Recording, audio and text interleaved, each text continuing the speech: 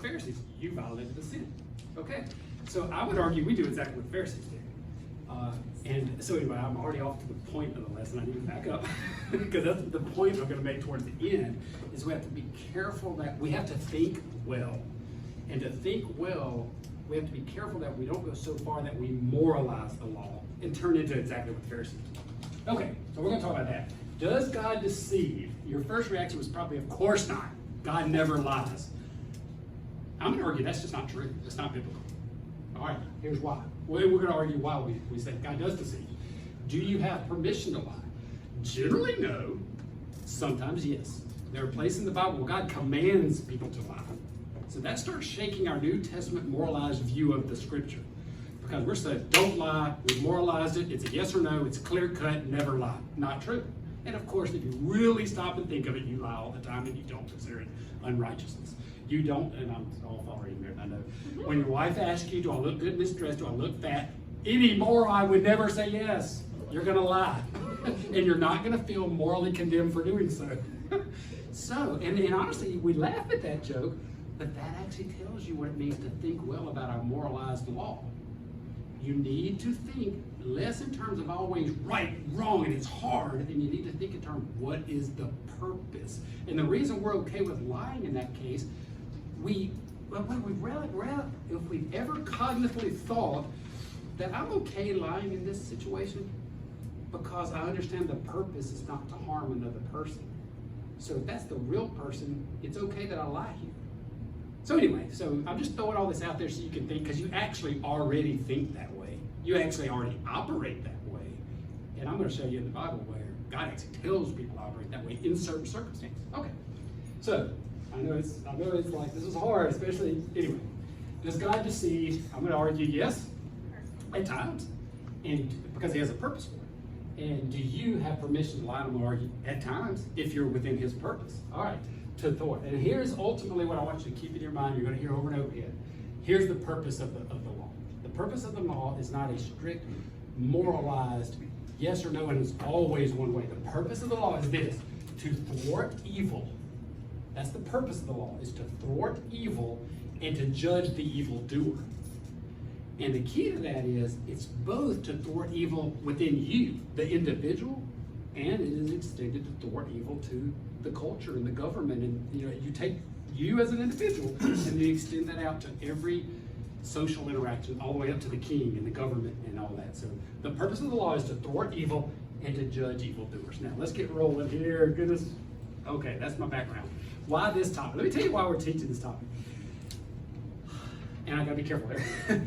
Thoughts concerning Rahab from a recent sermon here at the church. All right, y'all know our pastor's been doing right before we did the current series on Sermon on the Mount, which actually fits into this perfectly too. Before we did this current sermon, the last sermon series was Joshua, and of course you have the story of Rahab. And it was so funny, and Pastor was just making kind of an off the cuff comment, and it just sent me down a line of thinking. So when I say this, not that he said something wrong or anything.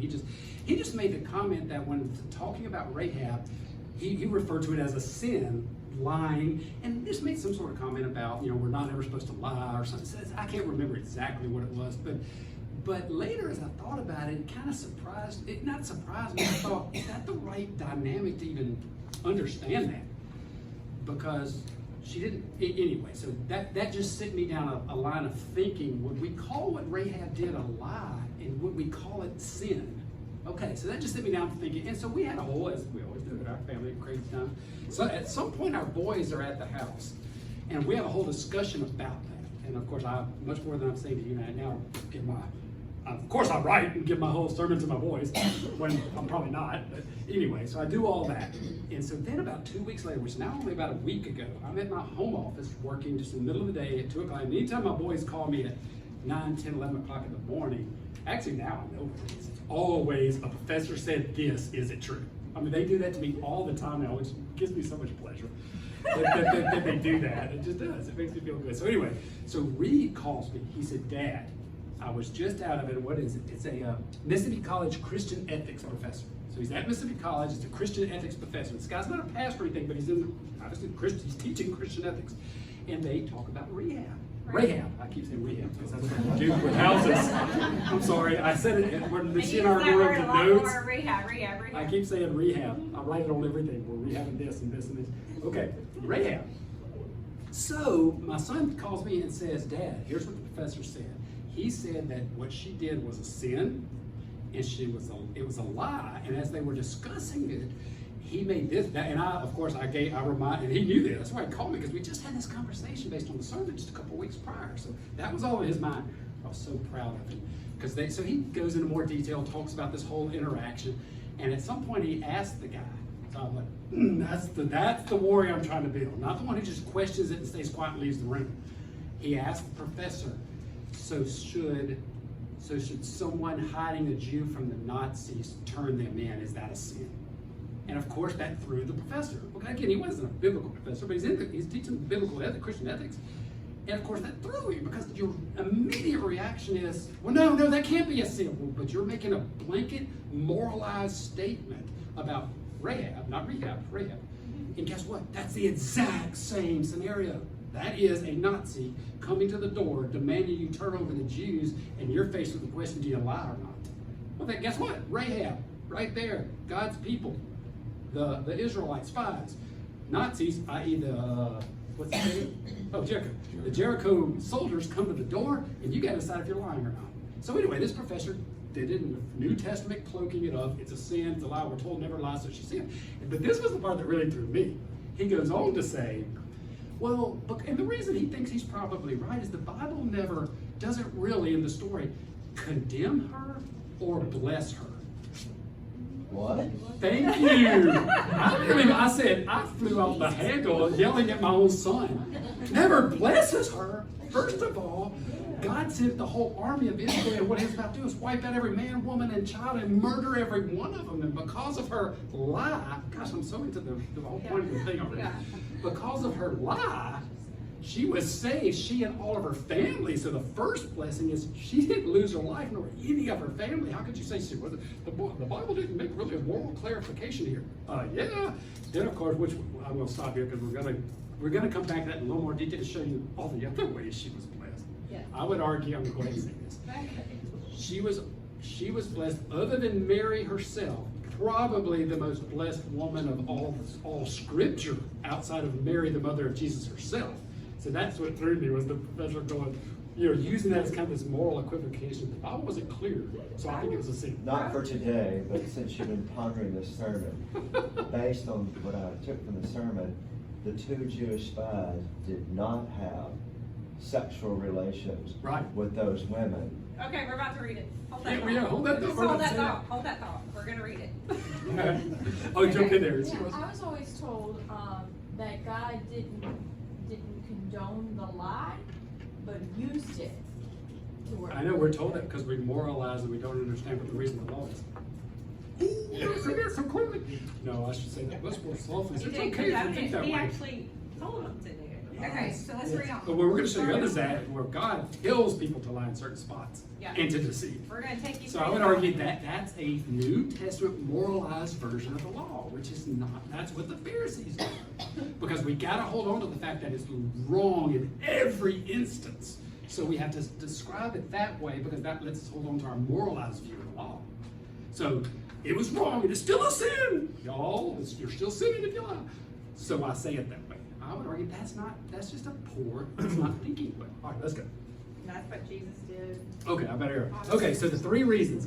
The sermon I heard, then my son calls me, and then we're looking now at the Sermon on the Mount. What was Jesus' point in the Sermon on the Mount? All right, y'all are already connecting all this before we teach anything. What is the point of the Sermon on the Mount? There is more to the law. That's the whole point of the Sermon on the Mount. What is he telling you? I say, if you think about a woman, you've already committed adultery. What's his whole point? His whole point is quit moralizing the law. There is a purpose to the law, and it's about the what? H-E-A-R-T.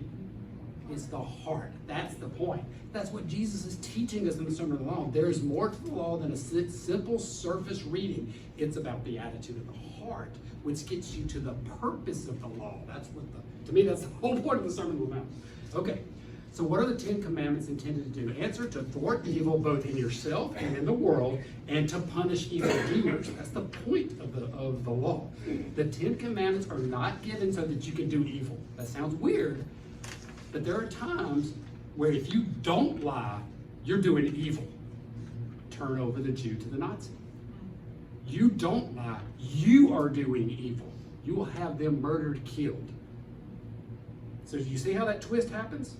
So there are times when if you do not lie, you're actually doing evil. That was never the intention of the law. That's what I mean, you got to understand what the intention of the law is to thwart evil and to punish evildoers. So I would argue that Corrie ten Boom, she wasn't sinning when they were hiding Jews. She was thwarting evil in the example of God himself. Well, I mean, if you look at the 9th commandment, it says, And same thing with Rahab. do not covet thy neighbor. So, I mean, sometimes you have to lie to not covet your neighbor. Interesting. We'll actually come back to a little piece of that. Okay. So let me say that again. This is hard. Stay with me. The 10 Commandments are not given so that you can do evil. So the presupposition there is that you can do evil by supporting the 10 Commandments. And I would argue that that's what that is. Rahab would have done evil by not lying. So would Corrie ten Boom in hiding the Jews. Okay.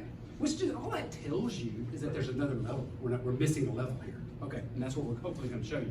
The purpose of the 10 Commandments is to thwart evil and judge good. Does God use and even endorse deception at times? So now we're about to give you 7 examples in the Bible. Follow with us. Hebrew midwives deceive Pharaoh to save babies. Those joking, stern, evil. See, here's what the moralist new pastor would say. Well, God didn't endorse those lies, but he used them anyway. No, he told them to lie. They were crafty. They were crafty. Yeah, they were crafty. We can describe it how we want. What the Bible says is that told them they did it, and the Bible specifically said God blessed them. He actually brought them into the family of Israel. It's beautiful when you read it. And it never one time distinguishes between sin. Well, let's just read each example, then we'll talk. Exodus 1:15 through 21. The king of Egypt said to the Hebrew midwives, one of whom was named Shiphrah and the other Puah, when you assist the Hebrew women in childbirth, observe at the delivery. If it is a son, kill him. But if it is a daughter, she may live. So that's what they're told to do. By the way, you might want to input on this when your government tells you to do something that's not. Is it really Romans that says, well, God put that authority there. I should always obey them. That's taught from the pulpit also. I know, that's why I brought it up from various pulpit. You're right. That's what I'm saying. You can think the same way. It's the same principle here that's going on The here. same scriptures that are used today. Yep. And that underneath this government, tyrannical government, were used in the 38 and 38, 36, by the Lutheran Church, and we see what happened to the church. Yes. All right, so let's keep going. But the midwives feared God and did not do what the king of Egypt had told them. They let the boys live. And what did they say? Then the king of Egypt summoned the midwives and said to them, why have you done this and let the boys live? And the midwives said to the Pharaoh, because the Hebrew women are not like Egyptian women. That's a lie. They're just like Egyptian women. For the Hebrew women are vigorous. They give birth before the midwife gets there. That's a lie. If you think every one of the males, they just happened to spit those boys out. We were running to kill them. Boy, the boys were already here. That's a lie. So God treated the midwives well. So God treated the midwives well for lying. And the people multiplied. Not really for lying. I know. That's the And became strong. And because the midwives feared God, he made households for them. So the That's it. That's it. That is it. That's right. I think you should mention presuppositions.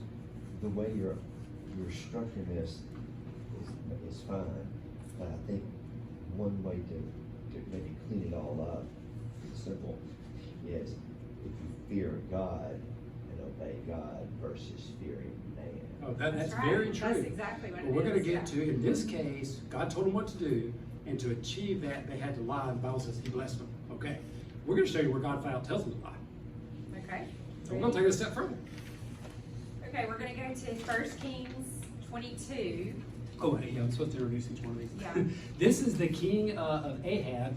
Okay, God decides it's time for this is a little more difficult here. God decides it's time for the king of Ahab to die. King Ahab. King Ahab, I'm sorry, not King Of Ahab. Israel. King Ahab of Israel. He's a wicked king. He's had many chances to repent, blah, blah, blah, blah. And God decides it's time for him to die. The king of Israel's time to die. Okay? And to be judged. And so let's listen to what God does and how he kills Ahab and brings judgment to Ahab. So, okay, and then what you're going to get here is talking about Isaac, is you're going to get a beautiful scene of the divine council. God has a council meeting with a supernatural council and determines how to kill Ahab. And y'all want, I'm just going ahead and ruin the subject for you. You know how you kill Ahab? Is you lie to him. And then he sends his prophet to do just that. Who does? Let's go.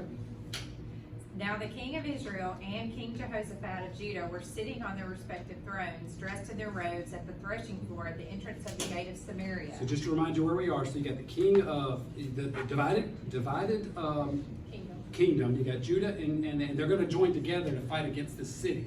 Syria. Fight against them because they're the bad guys are coming in. I need you to join together. So these two kings are coming together of Israel to fight. So all the prophets were prophesying before them. Zedekiah, son of Kenaniah, made iron horns and said, "This is what Yahweh has said. With these you will gore Syria until they are destroyed." So think about this. So what's happening here? So what do the kings of Israel always do? Israel and Judah in this case.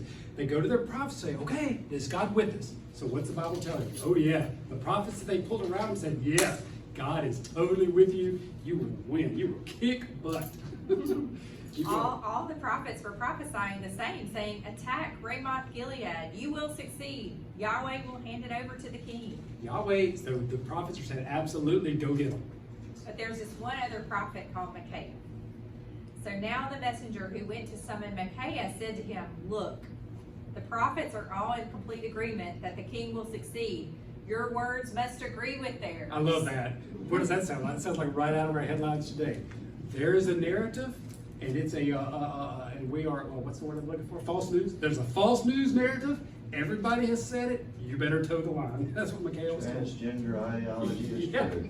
Same Your thing words happened 2000 must years ago. agree with theirs. Your words must agree with You theirs. must predict success. Okay, so Okay, so he's told what to say. Now look at what he does first. Now he hasn't told you the message that Micaiah is going to give. He's about to tell you where it came from. That's that divine counsel. But he hadn't said that yet. So he actually, what I'm going to argue first is, you're going to figure this out in just a second. He lies right at first. Micaiah actually lies to the king first. And then the king puts him under oath and says, "No, you got to tell me the truth." So then he does, and he tells him the divine counsel, saying where the truth comes from. Okay. But Micaiah said, "As certainly as Yahweh lives, I will say what the Lord tells me to say."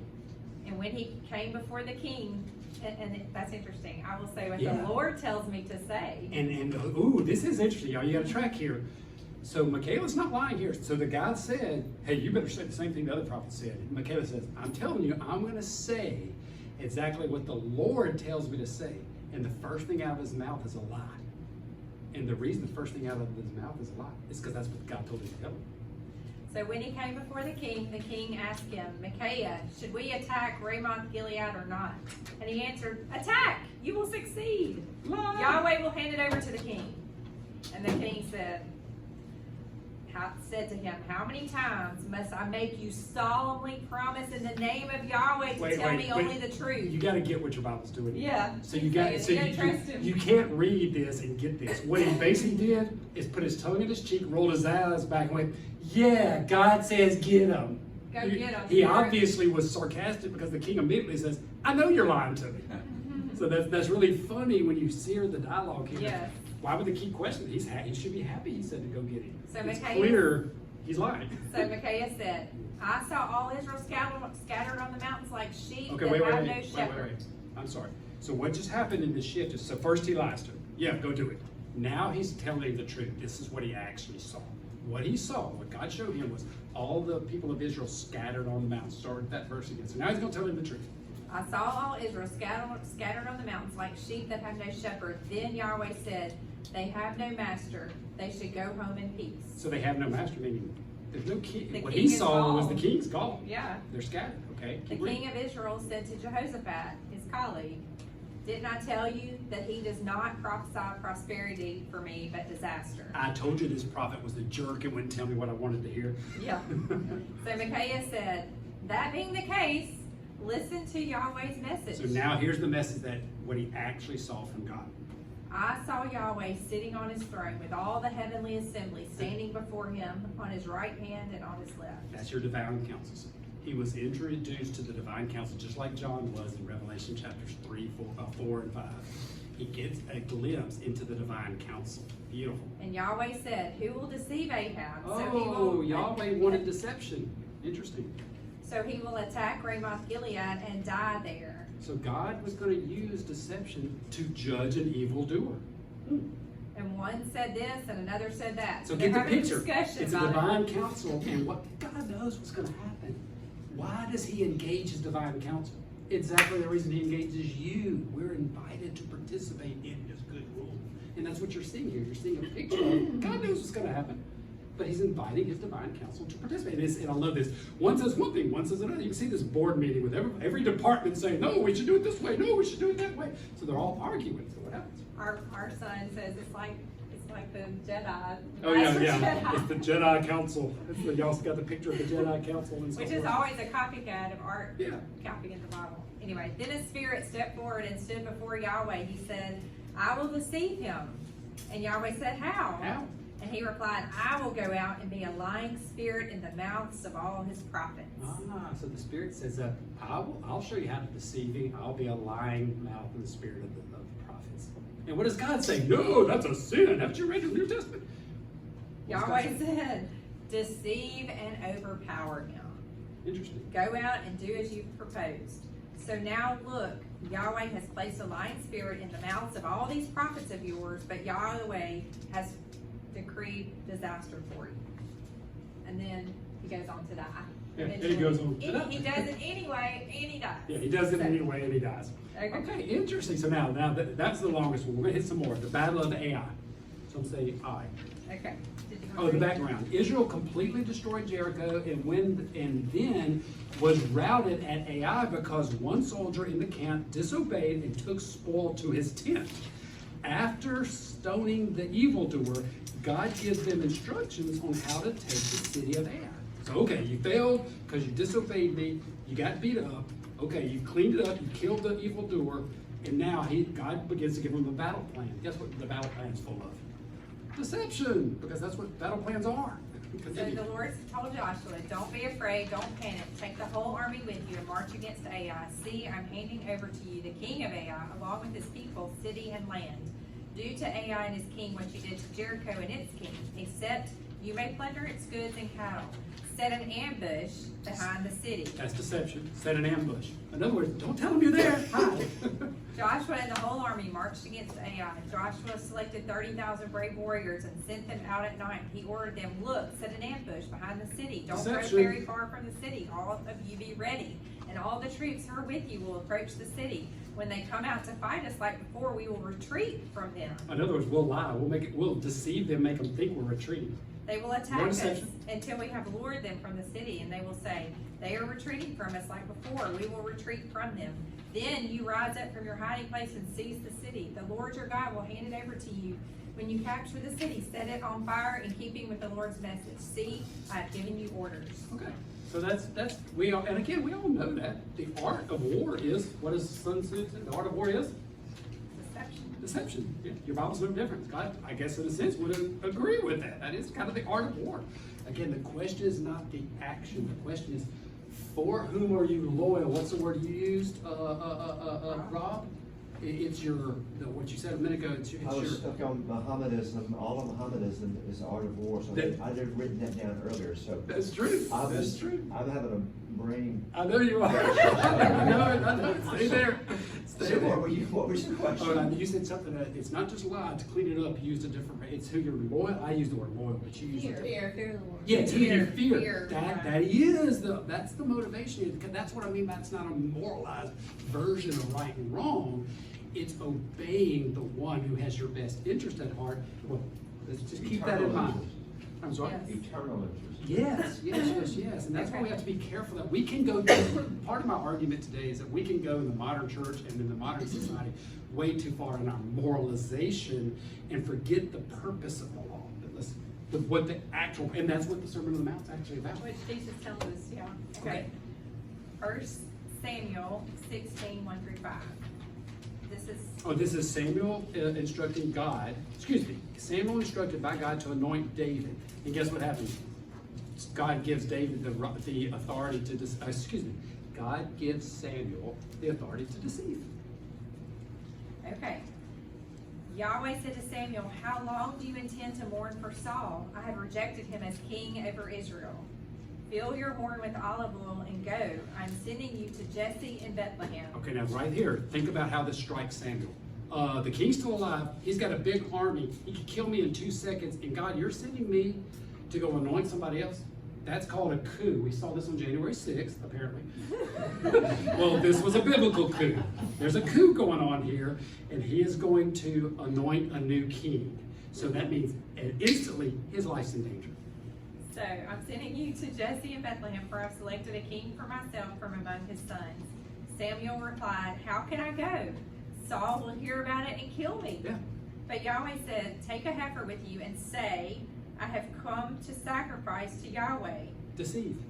In Yeah. other words, now the story goes on to say he actually does sacrifice him, but that's not the purpose of this trip. And what God's saying is that if someone asks you, you're right. You don't need to tell them what you're doing. So deceive them.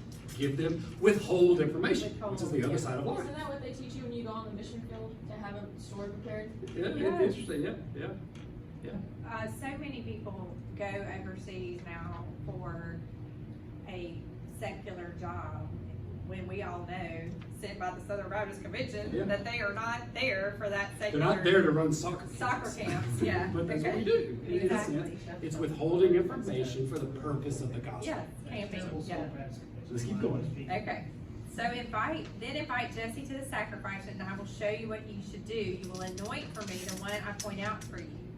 Samuel did what Yahweh told him. When he arrived in Bethlehem, the elders of the city were afraid to meet him. They said, do you come in peace? And he replied, yes, in peace.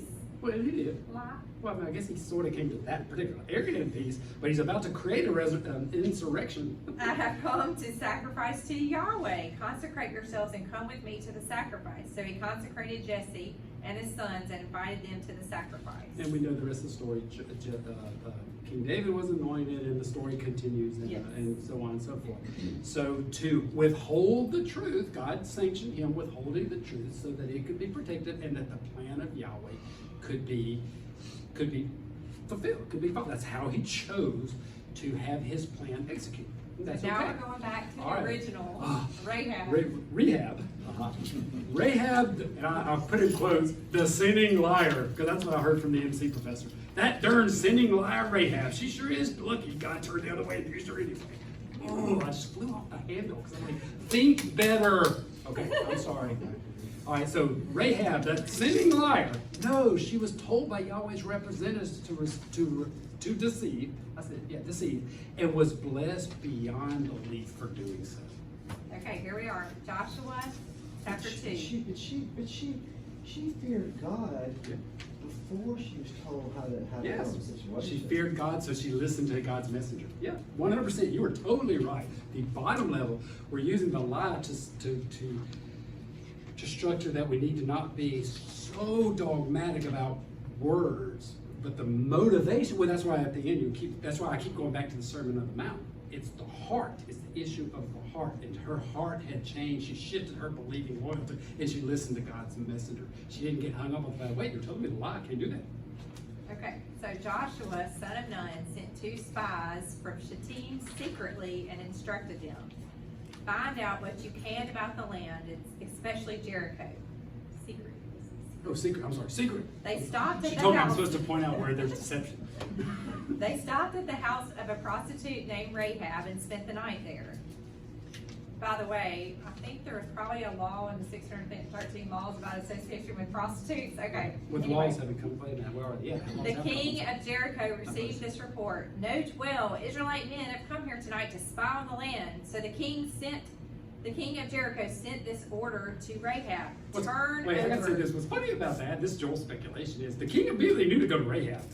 So he knew that anybody coming in the city is gonna go to the prostitute's house. I just find that funny. That's just kind of funny. He immediately Well, he sent his got message to ordered, Rahab. he got But how grace. did she know, it was in my last presentation here, how did she know that they were different men from the local surrounding community? Yeah, I suspect they heard what It's God in my did. presentation, but I won't say it. Yeah, that's awesome. Keep going. I love it. So, turn over the men who came to you, the ones who came to your house, for they have come to spy on the whole land.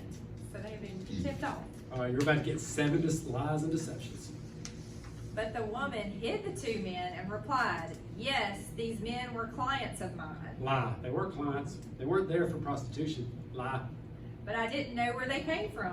I didn't know where they came from. Lie. She knew exactly where they came from. When it was time to shut the city gate for the night, the men left. Lie. She's still hiding them. I don't know where they were heading. Lie. She tells them where to go, and shortly after this. Chase after them quickly, for you have time to catch them. Deception. Because you chase them, they ain't out there. Now she had taken them up to the roof and had hidden them in the stalks of flax she had spread out on More the roof. deception. Meanwhile, the king's men tried to find them on the road to the Jordan River near the fords. The city gate was shut as soon as they set out in pursuit of them. All right, I love that. So there are all kind of lies going on there. Yes, sir. So I'm just trying to understand. So in all these examples, the lies are protecting someone. So are y'all saying if you fear God and your lie is to protect someone else, is that okay? How did you answer that, man? I would say the fear of God supersedes the letter of the law. Look at Jesus, which we're about to do, where he heals on the Sabbath. That was against the law. Yeah. You're supposed to keep the Sabbath, right? And what does he say? The Sabbath, was it made? The The Son of Man was made for the It's the Sabbath, Sabbath. because he is the Lord of the Sabbath. And the It's Lord Sabbath. of the Sabbath. The That's right. man was not made for the Sabbath, but the Sabbath for the man. What's he saying? He's saying there's meaning beyond you moralizing these rules. That's what all this That's is what about. everything through his So the answer to your question is conversations yes. with the Pharisees, he was always pointing out that there's more behind the law, the heart. All right, so we just read the story of Joshua. Now, I love this story. I mean, the story of Rahab, because it's mentioned in other places in the Bible, including the New Testament. So again, I'm thinking this MC professor says, well, the Bible's sort of ambivalent here. It didn't totally criticize her, but never blessed her either. Golly. So keep reading. Hebrews 11:31, the faith chapter. No, Yes, no, he's- no, Oh, no, I'm 6:17. sorry. I'm sorry. Wait. Joshua 6:17. The verse. city and all that is in it, this is Joshua to his army. The city and all that is in it must be set apart for Yahweh. Only Rahab the prostitute and all who are with her in the house will live, because she hid the spies we sent. She will live because she lied. Because she lied and deceived. Interesting. Again, I'm And now go deliberately to painting the, it that way. now go to the New Testament for commentary. So what is Hebrews chapter 11? Anybody know Hebrews chapter 11? Only the greatest faith chapter is the Hall of Faith. Well, guess what? A sorry sinning liar shows up in Hebrews chapter 11. By faith, Rahab the prostitute escapes the destruction of the disobedient, because she welcomed the spies in peace. In other words, she deceived.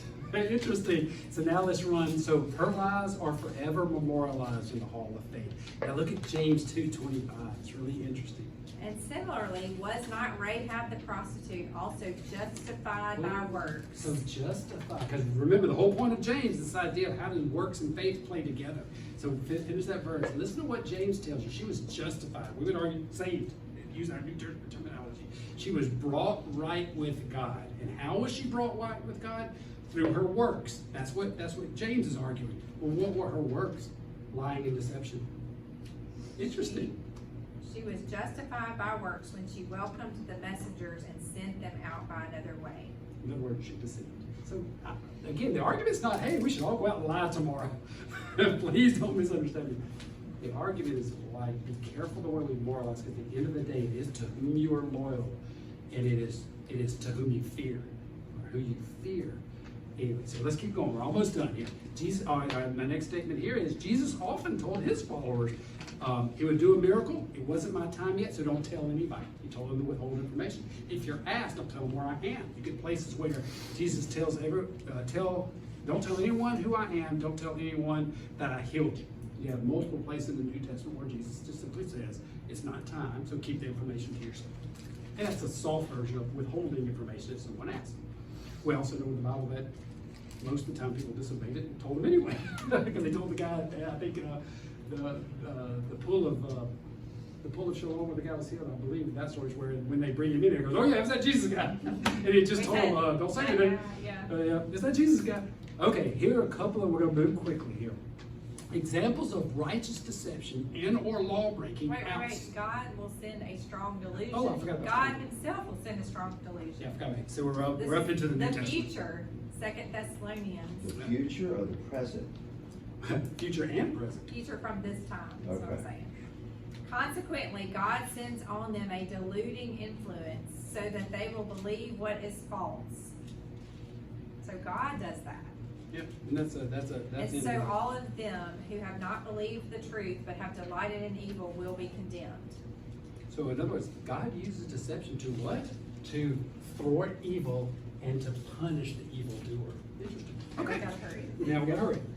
Corey ten Boom, I mean, we're just gonna hit this, and we're gonna hit this with no commentary at all, but you'll see under Roman numeral number 5, you'll see www.tenboom.org. Yesterday, Meredith was at her some sort of horn concert. I don't know where Meredith was. She was at a horn concert. And I knew I wanted a video of Corey ten Boom. And anyway, I went to this website, and I encourage everybody. I'm gonna do it today because I didn't have time yesterday to do all of it. But you go to tenboom.org, and what it is it's a beautiful visualization of the home, the hiding place, the home. And it has like 16 dots all over it, and you click on the dot, and it shows you that home, because this is in Holland. You can go there today, it's a museum, but you click on it, and you can take a virtual tour. And then when you go to the virtual tour, it'll give you 2 minutes to 8 minutes about what happened in that room or what the history of the family was. And guys, I only listed 4 or 5 sections of it. We don't have time to show you all this now. Do it on your own. But I was literally crying at my desk. I'm like, what? And I texted Meredith because she asked me about, did you like the video? Some other video that I didn't like. And I texted her, I said, Christians today have no idea what God might ask you to do. And it was just overwhelming when I understand. And here's what's interesting is we look at Corey ten Boom in The Hiding Place, the book The Hiding Place, which a lot of y'all may have read in high school. And it generally focuses primarily on her. Well, anyway, because she's the lone survivor. I was blown. Y'all may know this because I had not read the book or anything. I did not. And as I started looking at it, I was like, oh my gosh. It started telling me about her great-grandfather, and how what he had started in this. And then her father was incredible. And what Corey ten Boom and her sister who died in the concentration camp, they were products of an unbelievable Christian legacy that went back for generations. And it just overwhelmed me when I was looking at this yesterday. I think that's why we're to be warriors for Christ. Anyway, I encourage you to go to that and see it. It's neat. So everybody knows that story. Tori Kimball, of course, The Hiding Place. She hides Jews. They ultimately, virtually all of her family dies in the concentration camps and other ways, except she does not. And it was from them hiding Jews. And believe me, they knew exactly what they were doing when you understand the history of the family. They lied, yeah. They lied. They lied a lot. While this is not lying, this is a modern day example of righteous deception and or law breaking. Okay? And so this is Modern in the news now. something I know you've heard. The man who vandalized the satanic display at the Iowa Before he said, Capitol. y'all know where he was from, by the way? Has everybody got that? Yeah, he's a Mississippi boy. I laughed. Go figure. Good old Mississippi boy drives all the way up there and cuts the dude's head off. Okay, it says he felt convicted to remove it. Michael Cassidy, the former congressional candidate for Mississippi, charged with vandalizing the Satanic Temple of Iowa's display in the state capitol, said that he traveled to Iowa, there to see the controversial display and felt convicted to vandalize it. I went to the Capitol to see the idol, Cassidy of Lauderdale, Mississippi said. He told the local paper, this is the Des Moines, Iowa Register. When I saw it, I was confronted with how evil it was and felt convicted that I should remove it. I'm laughing because y'all know this Mississippi good old Bubba's. I can just see him. So Cassidy said that he did not have a specific plan to vandalize the display, which the Satanic Temple closed after a ceremony on Saturday. Cassidy, 35, was charged with a 4th-degree criminal mischief charge on December 14th, according to the Iowa Department of Public Safety, a conviction that could carry 1 year in prison and $2,560 fine. Cassidy first heard of the display, which included a statue depicting the pagan idol Baphomet, on social media before he went to the Capitol, he said. I pulled the head off the statue, he said. The display seemed to be made of cheap material. I pulled it apart and put it in the garbage can. I do appreciate what he did. Listen to what he did. He pulled it off, put it in a garbage can, and look what he did. Then I went to security and told them what I did. He walked to security, and I can just see him handing him the head, saying, "I just vandalized it." In other words, he knew what was coming, just like Corey Ten Boone. Part, He knew what was coming. the and rest decided of to do the it story, anyway. okay? Cassidy said that he vandalized the Baphomet statue because of the lack of action against the display, he said. I grew up in a country that was founded on Christian principles and in America that generally promoted good ethics and public displays of virtue, Cassidy said. The evil display and lack of action surprised and offended me as a Christian. Cassidy stated that people need to stand up for what is right. Fear God. Satan is evil, and glorifying evil is not an American value, Cassidy said. The Sentinel, a conservative website, said it launched a crowdfunding campaign for his legal defense and raised $20,000. Donors included Turning Point USA, which gave $10,000, and Ron DeSantis said he gave some money. Okay, the campaign raised more than $75,000 as of when this was written. Although Cassidy vandalized the display, he said he would be open to having a sit-down conversation with the temple's Satanic Temple of Iowa, the members of the temple. Of course I would, he said. They need Jesus just as much as the next person. I love that. The Satanic Temple of Iowa did not immediately respond to comments. No, we don't want you evangelizing us. I thought that was pretty So- funny. I just like this Mississippi good old boy goes over there and cuts the darn statue's head off and hands it to the car and says, "Yeah, I just did that." I think that's pretty funny. Okay, Okay. so you want to conclude? Okay, yeah, we're gonna, the video that you can show it, there was a, oh, I'm sorry. Oh, I was just gonna say, I listened to his interview, and I thought it was really interesting because they didn't arrest him on the spot after he turned himself in, they let him leave. Yeah. And so he went back to the hotel room, he was kind of just waiting on the call, for them to come and arrest him, and Oh, sure really? enough, they eventually called. Now you gotta come back in. Yeah, That's interesting. Wow. And he's 35 years old. There are a lot of y'all in here. I'm 35. That's what I'm saying, that age. And me, I'm getting so old now, I look back and think, wow, 35, yeah, he's so young. Look at that courage. Yeah.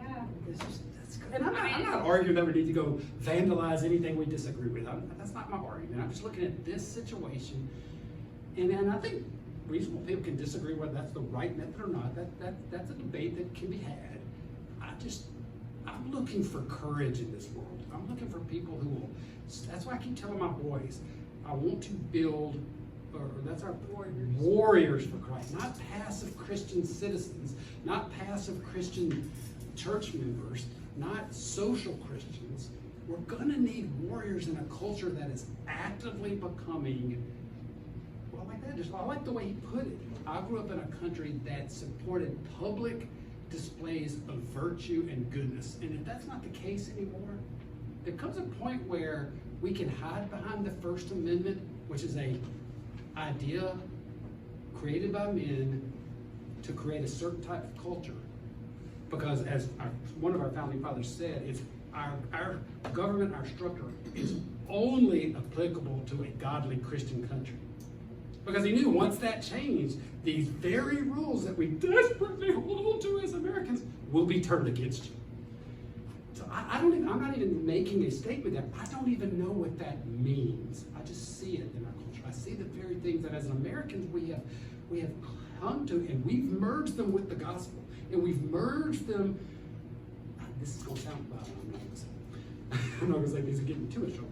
We've merged spirituality and patriotism, and in some way we've blurred it into the gospel. And I'm conservative and I'm very patriotic, but I understand that's not the gospel. Patriotism is an idol. Yeah, that's at the end of the day, Chuck Missler said that, because he was such a patriotic person. He said that by the end of his life, he realized that it was an idol in his life. I'm sorry, Wes, jump in there. I was gonna say, I was traveling this past week and I was listening to a podcast. I don't know if y'all heard it. Matt Walsh was interviewing the pro-life guy from Tennessee that had gotten, you know, they had been I hear almost most of them have that. protesting at an abortion clinic, Yeah, Yes. and that's you know, the exactly, police were called, and his son was being. he ended up getting raided like several days later. They Yeah. came to his house and arrested him. Set him That was the guy that was screaming at his teenage son and he pushed him. Said, Yeah. well, it was that one, I think. He was praying in front of the abortion clinic. I don't remember that. Anyway, go ahead. The clinic was apparently in a building that had a hallway.